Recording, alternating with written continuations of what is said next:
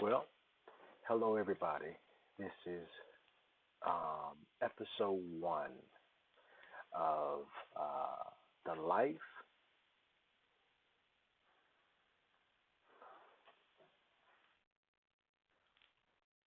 Okay,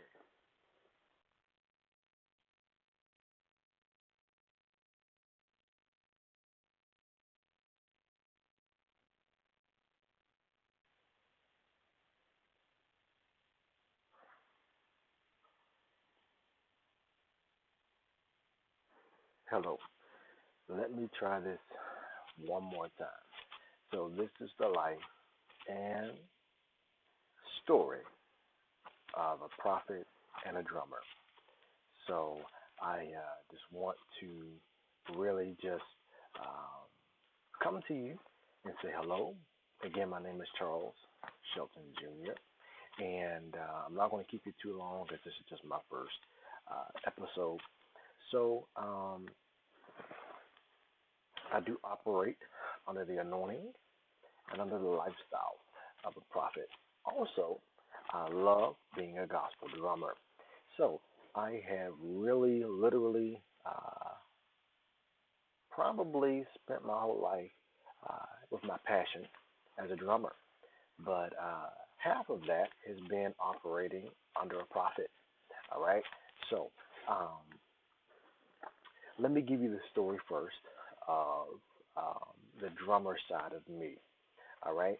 So I started playing drums officially probably around 1 or 2 years of age, and we used to go to this church that every time I would hear the bass drum uh, beat or play, um, at that time it was all eighth notes, one and two and three and four and one and two and three and four, or just straight quarter notes, one, two, three, four.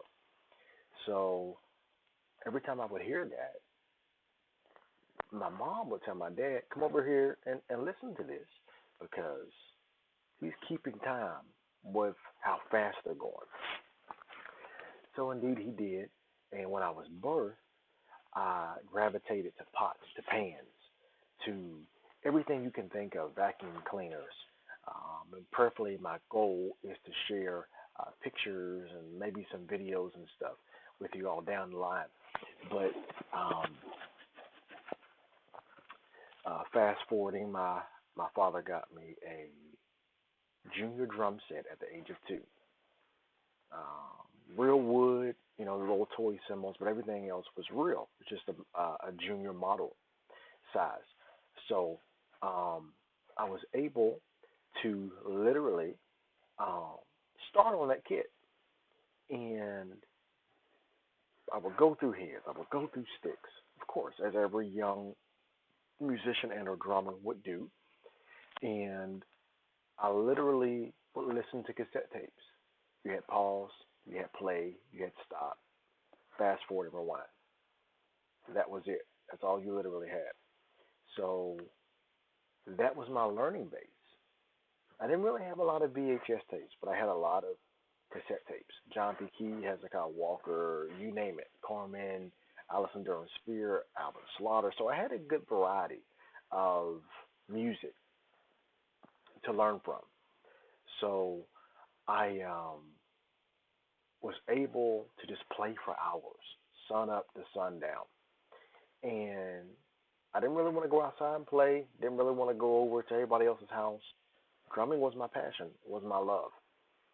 So I would replicate and duplicate what everybody else is doing on these records.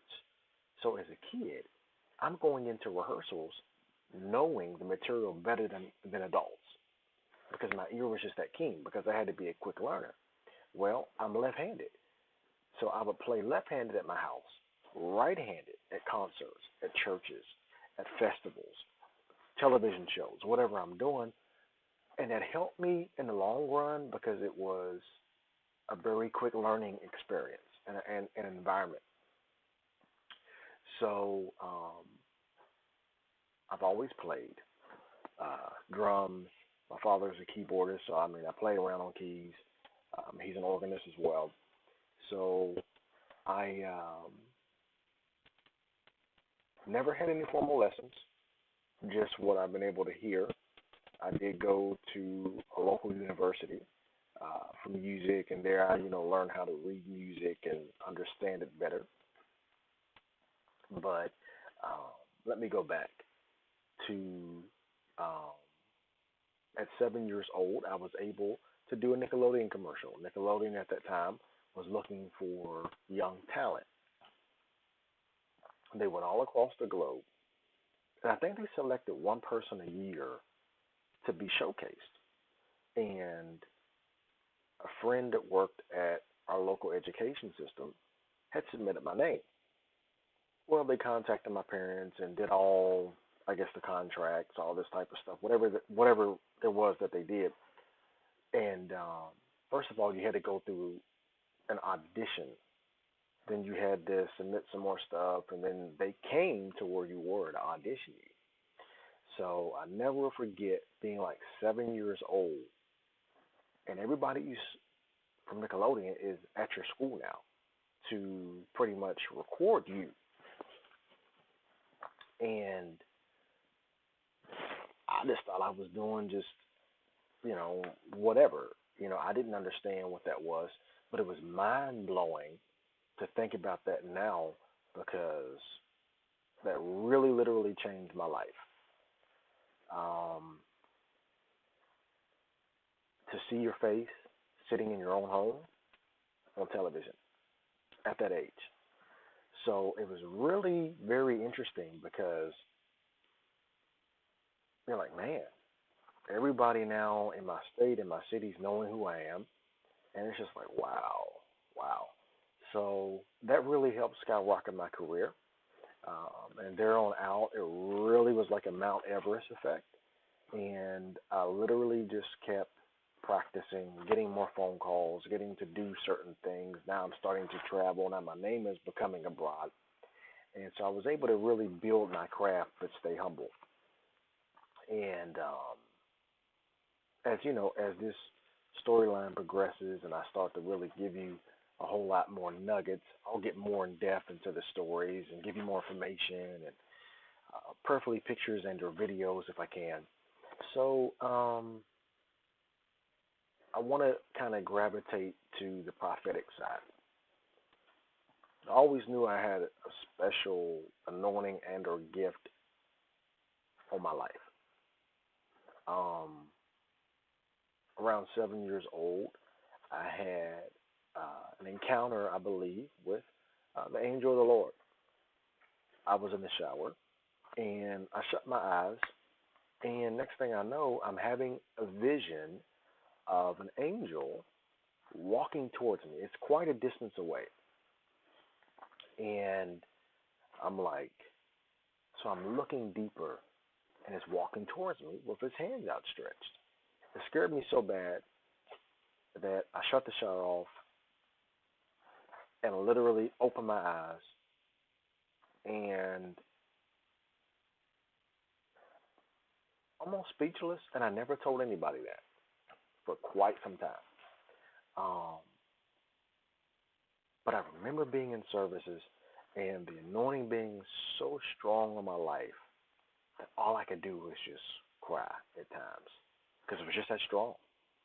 And even as my mind goes back, it just sends like chill bumps down my spine because that's how humble we should be in the Lord.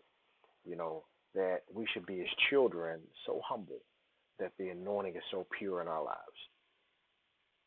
So, knowing that I had a gift, knowing I had visions, knowing I had dreams, knowing I could hear, I could see, really didn't know what to do with it, even though I grew up in a very godly household, a very prophetic home.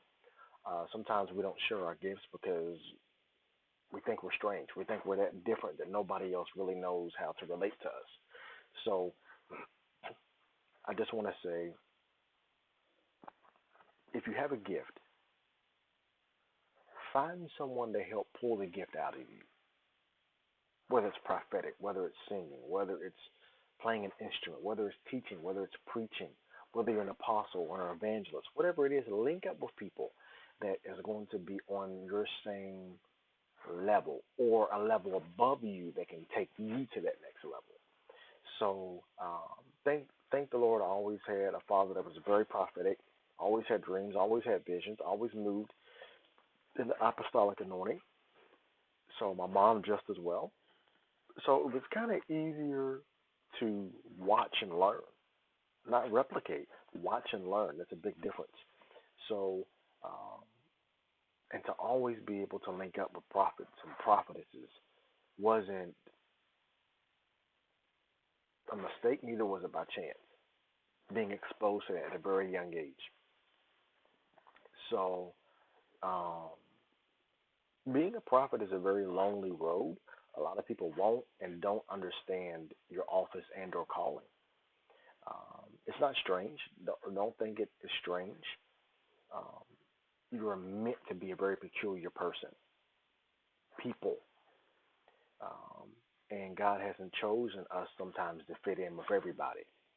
So I'm doing this, the life of a drummer and of a prophet, simply because sometimes we have different anointings and callings on our lives that nobody really talks about. No one comes from behind the pulpit. No one really comes from behind. I understand reality shows are great, but I want this to be a blessing to people.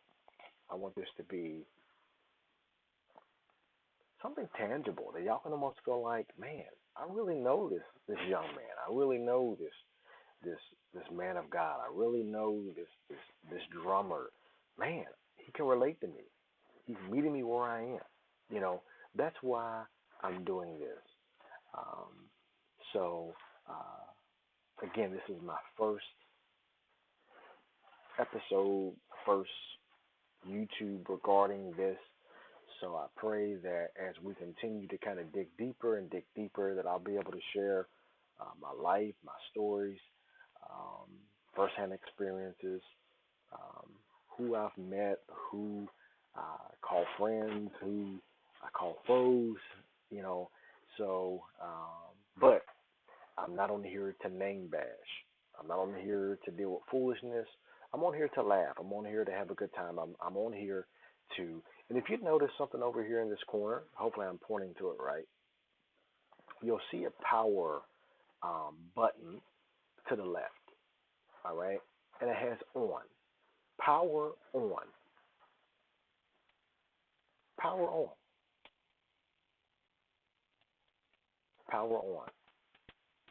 It should be in my left-hand corner, your right, power on. I was going to put power up, but power on, just like your laptop, your TV, your car, has to power up. So I'm here to push this power on button in you. You can make it. You can do it. You can live again. You can be healed. This is what this is all about. The life of a prophet and a drummer. So prayerfully, I'll be able to come on here. I don't know if I'll do it live every time, but uh, it may be sometimes re-recorded, but we will get it done, and I will figure out a better process to do it. So I pray this has been a blessing unto you, and I pray that heaven smiles greatly upon you. And you pray for me, I'll pray for you. You'll watch God change things, watch Him do things, watch Him blow your mind. So I pray that this is a blessing. Please subscribe. Please follow me. Please spread the good word about this. And I hope and pray that this will be something very intriguing and very interesting to the whole world. So God bless you and see y'all soon.